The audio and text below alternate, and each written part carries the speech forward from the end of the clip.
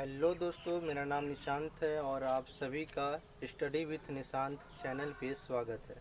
दोस्तों, आज हम पढ़ने वाले हैं परिभाषित और अपरिभाषित संख्या के बारे में कि परिभाषित संख्या और अपरिभाषित संख्या होती क्या है।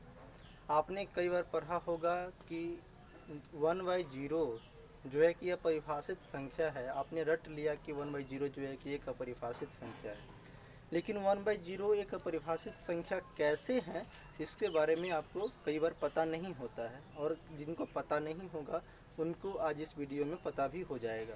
ठीक है, तो आज हम पढ़ेंगे परिभाषित संख्या और अपरिभाषित संख्या के बारे में। तो ज़्यादा समय न लेते हुए चलिए मैं आपको बोर्ड पे आते हैं। ठीक है, तो सबसे पहली चीज़ है कि आज हम मेरा टॉपिक का पहले हम नाम दे चुके हैं कि अपरिभाषित और अपरिभाषित संख्या के बारे में पढ़ने वाले हैं। तो इधर हम पढ़ेंगे परिभाषित संख्या के बारे में और इधर हम पढ़ेंगे अपरिभाषित संख्या के बारे में।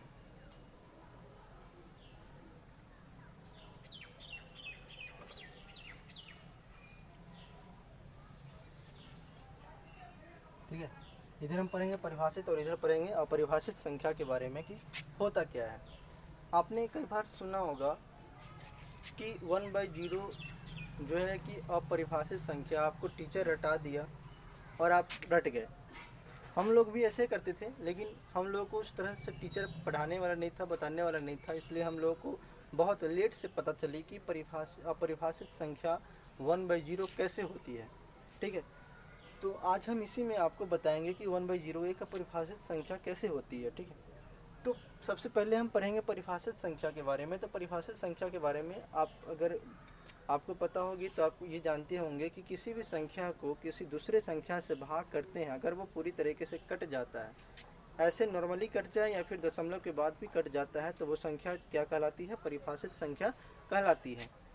ठीक है, तो सबसे बड़ी चीज़ है कि जैसे परिभाषित संख्या के बारे में मैंने आपको बताया, तो उसका मेन क्या है कि किसी भी संख्या को, जैसे कि मान लिया मैंने 4 ले लिया, ठीक है, और उसे मैं 2 से डिवाइड कर दिया।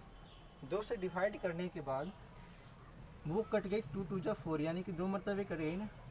यानी कहने का सेंस है कि किसी भी संख्या को दूसरे संख्या से अगर हम भाग करते हैं, तो अगर वो कट जाता है पूरी तरीके से, तो वो परिभाषित संख्या कहलाती है।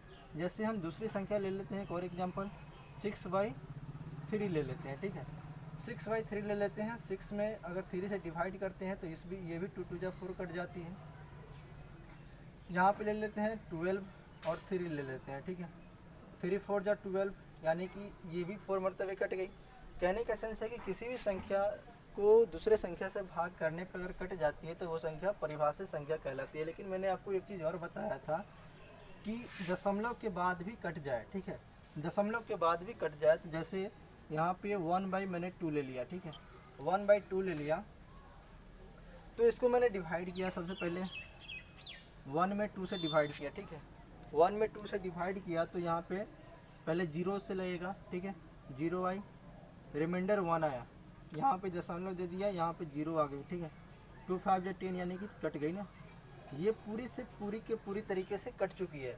दशमलव के बाद 5, ठीक है, यानी कि दशमलव के बाद भी किसी संख्या से कट सकता है, तो वो संख्या परिभाषित संख्या कहलाएगी। ठीक है, लेकिन अपरिभाषित संख्या में ऐसा नहीं होता है। अपरिभाषित संख्या के बारे में मैं आपको बता रहा हूँ कि अपरिभाषित संख्या होती क्या है। अपरिभाषित संख्या में क्या होती है कि अपरिभाषित संख्या हमेशा 1/0 के लिए ही बनाया गया है। जैसे 1/0 हो, यानी कि अंश में कोई दूसरा संख्या हो और नीचे में 0 हो। 1/0 हो, 2/0 हो, 3/0 हो, 4/0 हो। इस तरीके से अनंत बहुत सारे संख्या हो सकती है जो अपरिभाषित संख्या हो सकती है। ठीक है, तो ये 1/0, 2/0, 3/0, 4/0 अपरिभाषित संख्या कैसे है, मैं आपको इसमें बताने वाला हूँ कैसे है।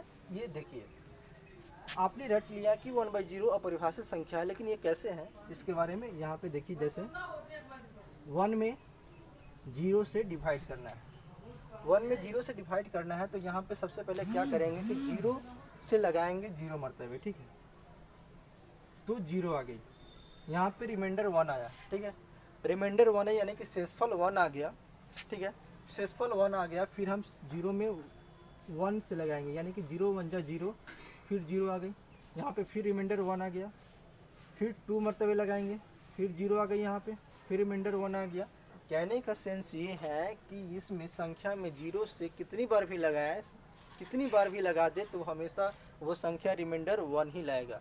जो संख्या ऊपर में रहेगा वो संख्या हमेशा रिमाइंडर में आता रहेगा। जैसे इसमें भी 2 से लगा दिया 0, 0 से भाग कर दिया 2 में, ठीक है, तो 0 2 रिमाइंडर आ गई, फिर 1 0 मरतबे लगाया तो फिर 0 2 आ गई, फिर 0 2 जा 0, फिर 2 आ गई। इस तरह से कहने का सेंस है कि अगर अंश में कोई संख्या दिया रहे, हर में अगर 0 रहे तो उसमें हम अगर भाग करते हैं तो रिमाइंडर हमेशा अंश वाले ही आते हैं। इसलिए जो है कि वो संख्या हमेशा अपरिभाषित संख्या कहलाएगी, ठीक है।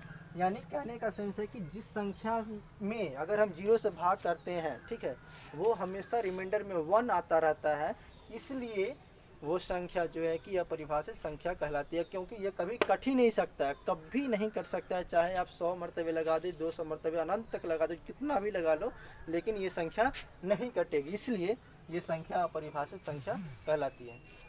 तो दोस्तों ये रहे अपरिभाषित और परिभाषित का परिभाषा, और मैंने आपको इसमें समझा दिया है कि अपरिभाषित संख्या क्या होती है।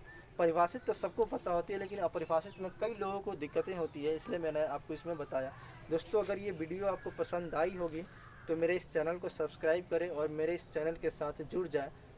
दोस्तों आज से मैं एक टॉपिक बाय टॉपिक कुछ लाता रहूँगा, इसलिए मेरे साथ जुड़ जाएं, क्योंकि मैथ्स एक ऐसा अथाह सागर है जिसमें कभी कभी जो होता है कि छोटी छोटी टॉपिक आपको समझ में नहीं आती है, तो उन सारी छोटी की छोटी टॉपिक को भी मैं इसमें कवर करूँगा। और चैप्टर बाय चैप्टर मैं इस चैनल पे प्रत्येक चैप्टर का डिटेल एक्सप्लेनेशन के साथ मैं और क्वेश्चन के साथ मैं इस चैनल पे आऊँगा और प्रत्येक चैप्टर को मैं कवर करता चलूँगा। वैसे अभी फ़िलहाल लॉकडाउन की वजह से क्लास 10th के स्टूडेंट के लिए मैं इसमें कुछ हेल्प कर सकता हूँ, क्लास 10th के स्टूडेंट के लिए, कि मैं प्रत्येक चैप्टर को जो मेरे समझ से लगता है कि हाँ इस क्लास मतलब क्लास 10th में इस चैप्टर से अधिक सवाल पूछे जाते हैं।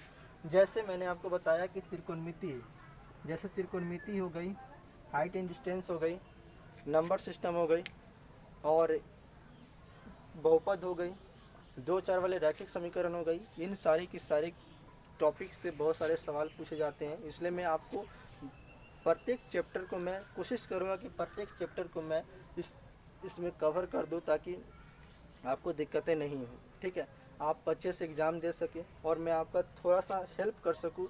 जहाँ तक मुझसे होगा मैं आपका हेल्प करने के लिए रेडी हूँ, और फिर आपको कभी परेशानी नहीं होगी मैथ में, मैं आपको विश्वास दिलाता हूँ। क्योंकि मैं मैथ जब पढ़ाऊँगा तो मैं आपको छोटी से छोटी बारीकी से बारीकी चीज़ का मैं डिटेल बताने वाला हूँ, ठीक है, इसलिए आपको दिक्कतें नहीं होंगी। कैसे क्या क्यों होगा ये सब मैं बताऊंगा इस वीडियो में, ठीक है। तो आप मेरे साथ यूं ही जुड़े रहें और अपने दोस्तों के साथ शेयर करें इस वीडियो को। Thank you very much.